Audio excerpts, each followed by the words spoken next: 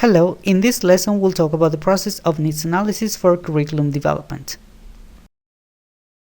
Let's begin with the definition.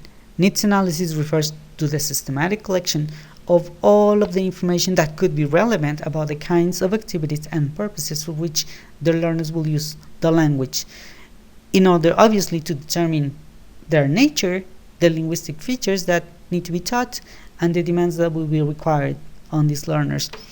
So normally, this will be the first step in curriculum development and syllabus design, because the fact that we can collect information about the learners and their needs help us to make relevant and pertinent decisions about curriculum development.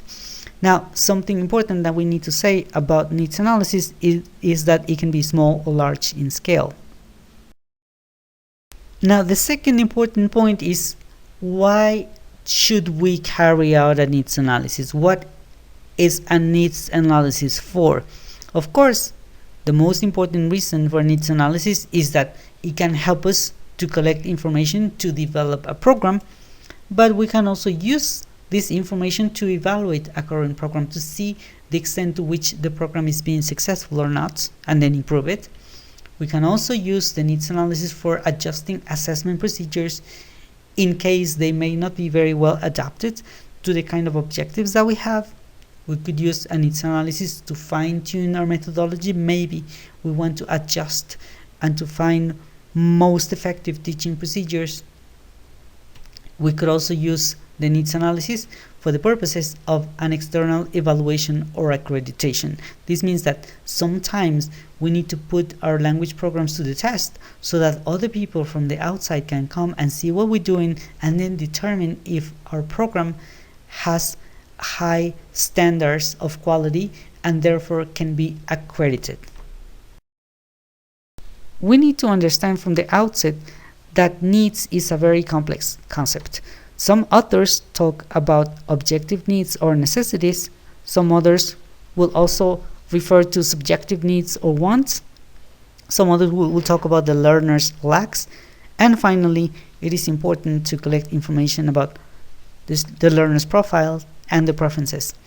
So let's begin by talking about objective needs. Most authors refer to this as the quantitative or hard data that we collect on the learners. So any kind of information that comes from hard data will be considered objective or a necessity. On the other hand, when we collect the information about subjective data that is related to the learner's interests, the learner's opinions, this information will normally be collected qualitatively, and therefore it will be called subjective needs or wants. When we talk about lacks, of course, we refer basically to the difference between the current state of the learners, that means their current level of proficiency, and then the level that should be attained, the target level. And finally, concerning the profile and the preferences, this relates to the learner's personalities, learning styles, kinds of motivation, types of intelligences, and all other relevant information pertaining to the learner that will be important to consider when designing a program. Of course, when we see this, we realize immediately that a very important part of analyzing the needs is the mediation and harmonization process, because we need to take into account all of these different kinds of needs and then use them, for the objectives of developing the program, creating a syllabus, establishing objectives, and then the kind of assessment that will be given. Look at all of the different ways in which we carry on a needs analysis. First of all, let's talk about the participants of the needs analysis. The participants of the needs analysis can be experts that will probably help us with guidance concerning the procedures for the needs analysis. They could also be actual students from which we're going to get information, but also potential students that are not yet in the program but are candidates and will probably have a say in the kind of contents that they would like to have. They will also be former students, because these students have been through the process of the program development, and therefore they will know exactly what things they probably will have liked to have but they didn't have, and then they will be familiar with the strengths and the weaknesses of the program, and they can give us important information as to what needs to be improved in the program. We can also get the point of view of administrators, because normally it is important to see what the institution has in mind when designing a program.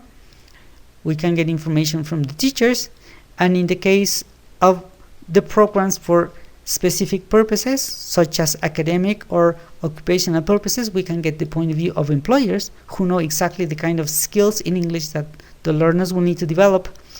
We can also get information, of course, from policymakers who will be familiar with different kinds of requirements in terms of the educational system.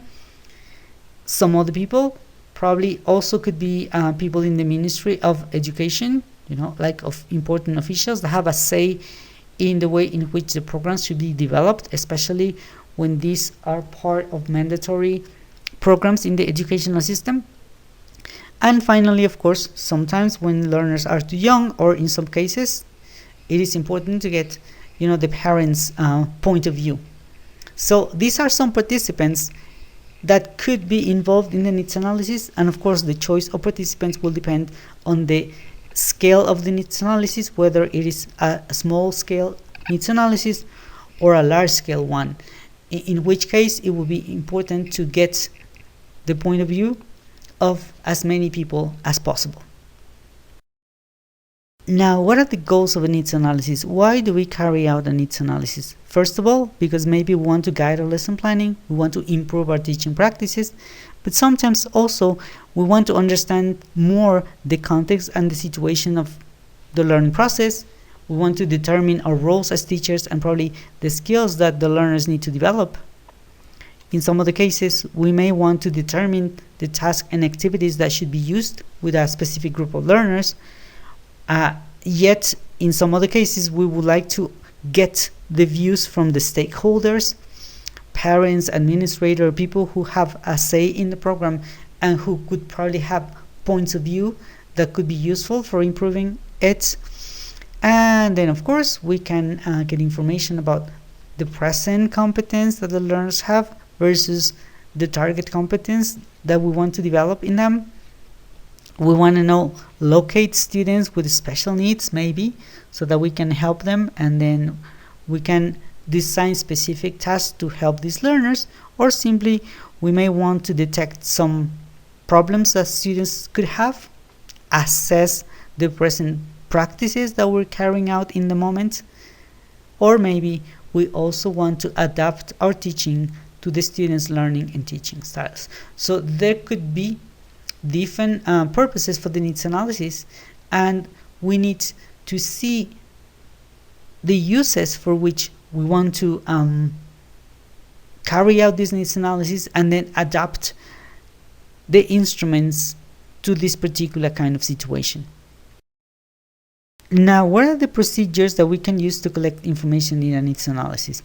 If our process is a large-scale one, we may use interviews, we may collect information from experts, we can analyze all of the documents that exist in the program so that we can see the things that already exist and the way in which they have been done.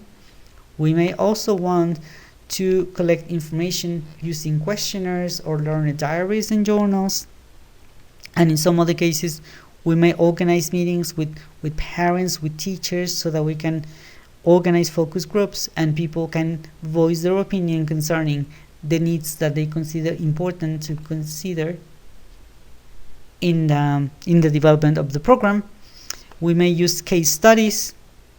We may also use learner language samples to see what the current level is, and then see in what cases or for what skills the learners need more help.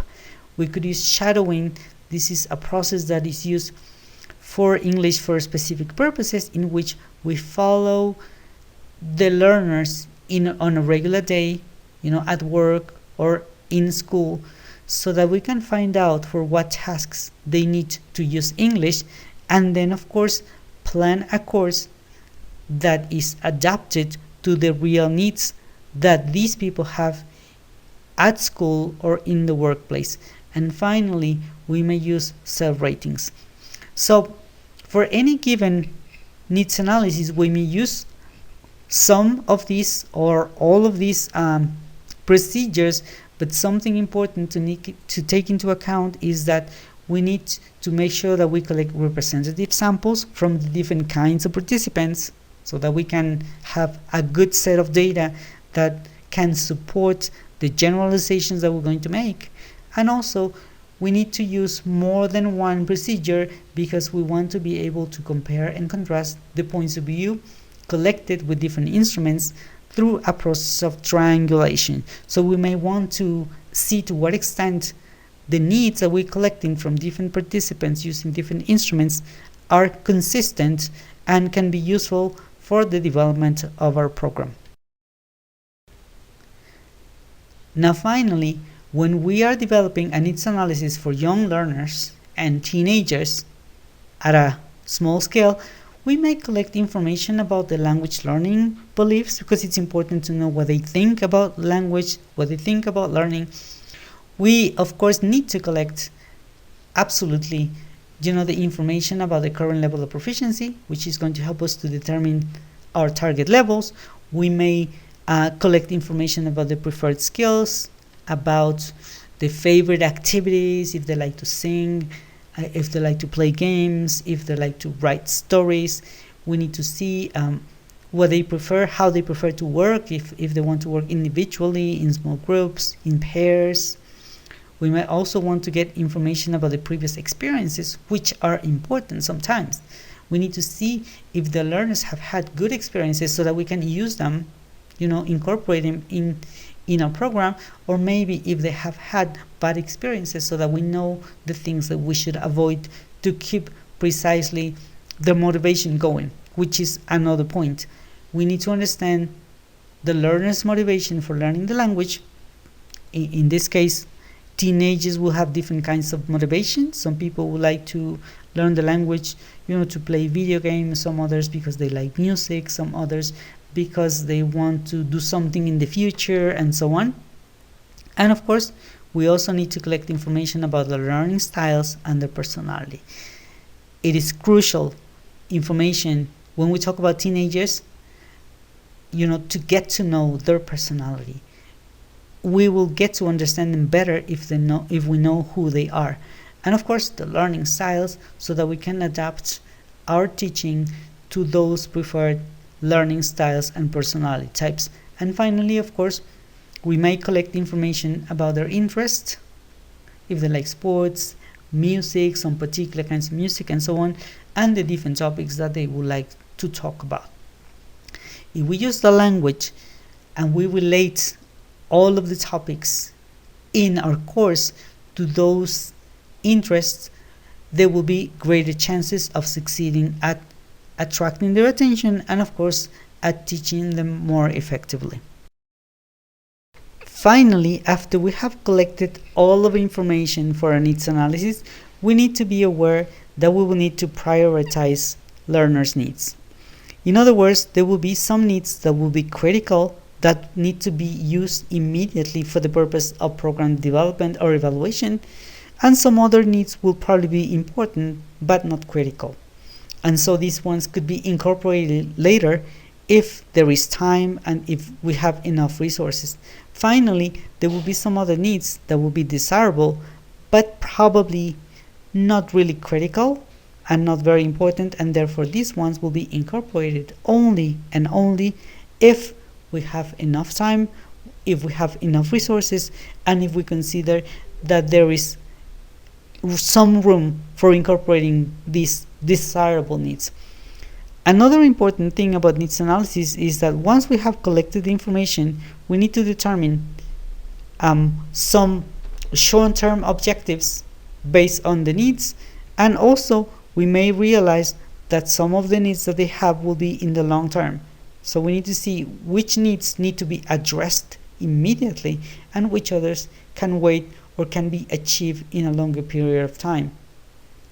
And finally, we need to determine also between all of those things that could be possible using the resources that we have and with all of the knowledge that we have of the theory concerning language learning and teaching, and which other needs may be interesting and may be probably very attractive for the learners, but probably not very practical.